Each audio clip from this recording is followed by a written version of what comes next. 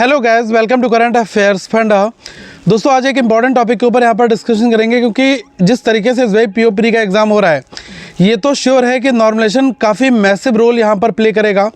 और जो lower attempt के साथ में बनाकर पेपर आ रहे हैं टफ़ कंडीशंस में, वहाँ पर गाइस उनको क्या बेनिफिट मिलेगा, सीधा सीधा कहा जाए कि नॉर्मलाइजेशन से कितने नंबर बढ़ सकते हैं, इसके ऊपर एक बात यहाँ पर होनी चाहिए।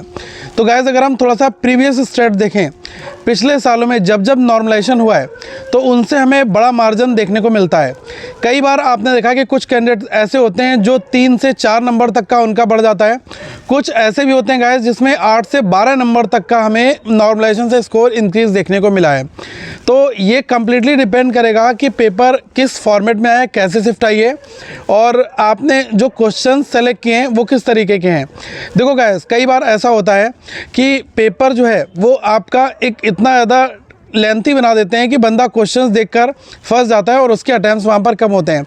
बट वहीं पर अगर उसी शिफ्ट में कोई और पर्सन है जिसने लेंथी क्वेश्चंस को पिक नहीं किया, उसने इजी क्वेश्चंस को पिक किया, वहाँ पर उसका अच्छा खासा स्कोर आ जाता है। तो हम वहाँ पर ये भी देख पाते हैं कि नॉर्मलाइजेशन ज़्यादा कुछ बड़ा काम नहीं कर पाता। लेकिन हाँ, अगर पूरी की पूरी शिफ्ट में जो भी क्वेश्चंस आए हैं, ऑल 35 क्वेश्चंस, अगर वो सारे क्वेश्चंस ही लेंथी हैं, मॉडरेट हैं, तो गाइस वहाँ पर आप कम से कम भी अटैम्प्ट बनाकर आ रहे हो, अगर आपकी एक्यूरेसी अच्छी है तो उसका पूरा बेनिफिट आपको देखने को मिलेगा।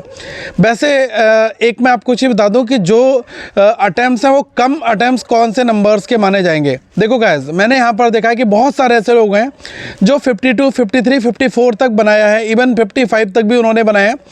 अब पेपर अगर मॉडरेट है, टफ है, तो उस सिचुएशन में 54 अटैम्प्ट्स हम कहेंगे कि अच्छे हैं, क्योंकि यहाँ पर गाइस आपने एक्यूरेसी का पूरा ध्यान रखा है और आपने गैस वगैरह ज़्यादा नहीं मारा है, इस वजह से आपने जो है अटैम्प्ट्स कम किए हैं। ठीक है, तो गाइस यहाँ पर भी जो एग्ज़ाम क्वालिफाई करने के चांसेस हैं वो पूरे आपके बनेंगे। आप ये मत सोचना कि यार बंदा जो है 70 बनाकर कोई आ रहा है, कोई 65 बोल रहा है, कोई 66 बोल रहा है।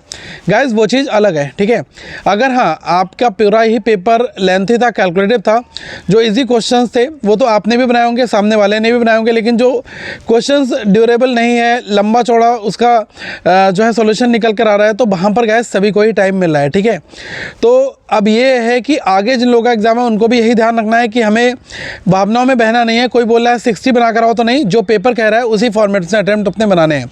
तो गैस लगभग अमूमन 3-4 नंबर तक का मार्जिन जो है वो हमें नॉर्मलाइजेशन में देखने को मिल जाता है।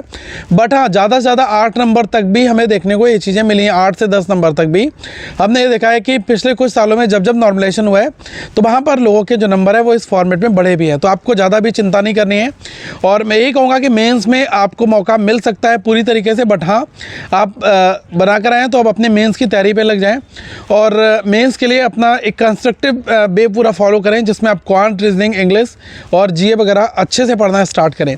बाकी जनरल अवेयरनेस जो है वो आपको करंट अफेयर्स फंडा के ऐप पर मिल जाएगा, आप वहाँ से भी इसको स्टार्ट कर सकते हैं।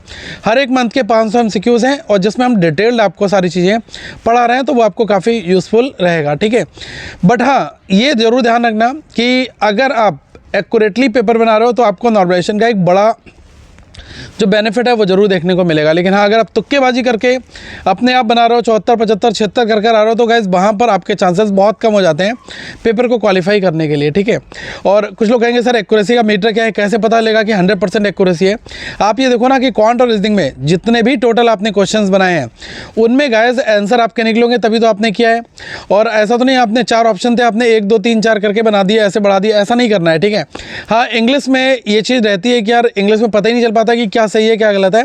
बट फिर भी जब आप इंग्लिश के सेक्शन को बनाते हो, अगर आपकी इंग्लिश बहुत ज़्यादा अच्छी नहीं है तो आप गाइस 18 भी पढ़ कर बना रहे हो, एक अच्छे तरीके से पढ़ाई करके आपने एक लाइन पढ़ी है, पैरा अच्छे से पढ़ा है, पैसेज पढ़ा है, तब आपने 17 to 18 बनाए, तो उसमें अगर 1-2 गलत हो रहे हैं तो मैं कहूँगा कि आपकी एक्यूरेसी ऑलमोस्ट अच्छी है। लेकिन आप हाँ इंग्लिश में सोच रहे हो कि यार मैं 30 मार्क कर आ रहा हूँ और वहाँ पर नंबर आपको 8-9 मिल रहे हैं, तो गाइस ये कहानी पूरी ख़राब कर देंगे पेपर की। ठीक है, बस इसी चीज़ का ध्यान रखना है। पूरा पेपर जो है वो पेशेंस का है। ठीक है, आप जितना पेशेंस रहोगे उतना SBI आपको एक्सेप्ट करेगा, और अगर आप जल्दी पैनिक हो जाओगे और लोगों के अटैम्प्ट देखकर, तो गाइस कहानी टेढ़ी मेढ़ी हो जाती है।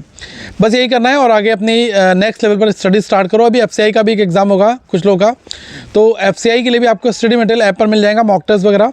और बाकी करंट अफेयर्स तो अप टू डेटेड है, लास्ट 6 to 7 मंथ आप जितना भी करना चाहें। और आज से लेकर अपकमिंग डेज में भी मिलेगा, जैन, फेब, मार्च, अप्रैल, क्योंकि वैलिडिटी हम पूरी 1 साल देते हैं। तो जो आज की डेट में बाय कर रहा है हमारा दिसंबर में, तो उसकी लास्ट दिसंबर 2023 तक 1 और साल तक वैलिडिटी रहेगी। तब हर एक मंथ के MCQs हैं और डिटेल नॉलेज है वो सब कुछ आपको ऐप में मिलती रहेगी, ठीक है।